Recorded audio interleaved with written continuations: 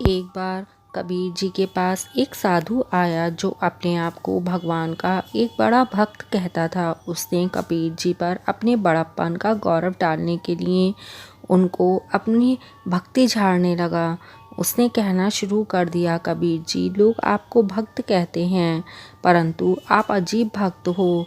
ना तो किसी तीर्थ पर जाते हो, ना ही कभी गंगा का स्नान करने जाते हो, और ना ही धर्म के अन्य संस्कार करते हो। यह बताओ कि आपको लोग भक्त क्यों कहने लग गए हैं। अगर आप सचमुच ही भक्त हो तो मेरे साथ तीर्थों पर चलो, फिर देखना कि तुम्हारे ज्ञान में कितनी बढ़ोतरी होती है, कितनी शांति मिलती है और तुम्हारा कितना नाम होता है। कबीर जी हंसकर बोले, महात्मा जी, मैं गरीब जुलाहा इन बातों को क्या जानूं, परंतु संतजनों की यह वाणी भी तो झूठी नहीं कि तंबुड़ी धोने से भी मीठी नहीं हो सकती और गंगा के स्नान से पापों का मैल नहीं काटा जा सकता। यह भी सुना है कि बहुत ज़्यादा तीर्थ यात्रा दिखावे की निशानी होती है और उसके अंदर ठगी की निशानी होती है। वह साधु गुस्से में भर बोलने लगा, कबीर जी, आपको तीर्थ यात्रा करने वालों को पाखंडी और ठग कहने का कोई हक नहीं।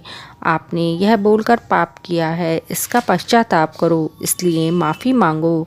कबीर जी ने हंस के कहा, महात्मा जी, गुस्सा क्यों होते हो, यहाँ पर रुको, विचार करेंगे और जिसकी गलती होगी वह पश्चाताप भी करेगा और माफ़ी भी मांगेगा। कबीर जी ने अपने पुत्र कमाल से कहा, पुत्र जाओ और महात्मा जी के लिए पक्के पकवान, मिठाई आदि ले आओ। कमाल ने ऐसा ही किया। महात्मा जी ने मिठाई आदि पर खूब हाथ साफ किया। उसके बाद कबीर जी ने उस साधु को आराम करने के लिए अपनी कुटिया में भेज दिया। संगत में से साधु संबंधी अच्छी चर्चा छिड़ गई। कोई कहता कि बहुत पहुंचा हुआ संत है जो कबीर जैसे भक्त को भी छाड़ गया। कोई कहता ठीक ही तो कहता है, या तीर्थ यात्रा करनी ही चाहिए। कबीर जी के पास ऐसी बातें पहुंची तो उन्होंने कहा कि हर चमकने वाली चीज़ सोना नहीं होती। वह साधु कई दिनों तक कबीर जी के पास रहा और उनको तीर्थ यात्रा के लिए प्रेरणा देता रहा, अच्छा खाता रहा। फिर एक दिन अचानक जाने के लिए तैयार हो गया।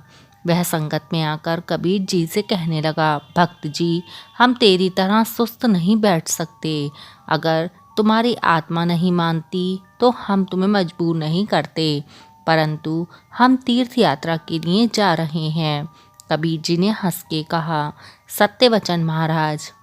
महात्मा बोले, कबीर जी, हम हरिद्वार जा रहे हैं। अगर आत्मा माने तो वहाँ पर आकर देखना कि तीर्थ यात्रा से मन की किस प्रकार शुद्धि होती है।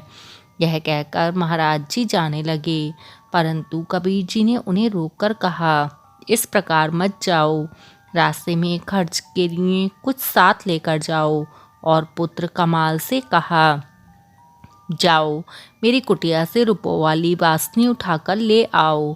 यह सुनकर महात्मा जी का मुंह सफ़ेद हो गया, परंतु कबीर जी के अलावा इस बात का किसी को पता नहीं था। थोड़ी देर बाद कमाल जी वापस आ गए, पर खाली हाथ आए। कबीर जी ने उसकी तरफ देखा, मुस्कुराए और कहने लगे, पुत्र, तुझे वहाँ जाने की ऐसी ही मेहनत करनी पड़ी। वासनी तो संत महाराज ने कमर से बांधने का कष्ट उठाया हुआ है। आगे आकर महात्मा जी के भार को हल्का करो और जितनी रकम इन्हें चाहिए वह दे दो। कमाल जी ने जब महात्मा का चोला ऊपर उठाया तो कमर के साथ बंधी हुई रुपयों की वासनी सारी संगत ने देख ली। कमाल जी ने वह उतार कर कबीर जी के आगे रख दी। कबीर जी ने उसमें से सारे रुपए निकालकर ढेरी बना दी और महात्मा जी से कहा, आपको जितने चाहिए ले लो। अब तो महात्मा जी पानी पानी हो गए। कबीर जी हंसकर बोले, महात्मा जी, आप जितने रुपए लेना चाहो ले सकते हो। मैंने तीर्थ यात्रियों को ठग कहा था, उसके लिए मैं क्षमा चाहता हूँ। कबीर जी का यह व्यंग्य उस साधु को पूरा का पूरा ही मार गया। वह महात्मा कबीर जी के चरणों में आ पड़ा और बोला, हे सच्चे पातशाह, मैं गुनहगार हूँ, पापी हूँ, पाखंडी हूँ, चोर हूँ, ठग हूँ, मुझे बख्श लो और सीधी राह दिखाओ।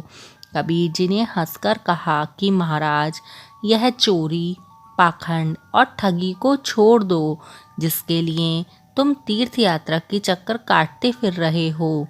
सच्चे दिल से राम नाम को जप कर और बुरे कर्मों का त्याग कर कर नेकी का काम करना सीखो। वह सत्य वचन कहकर चले गए। संगत ने इस प्रसंग को देख भी लिया और उससे सीख भी ले ली।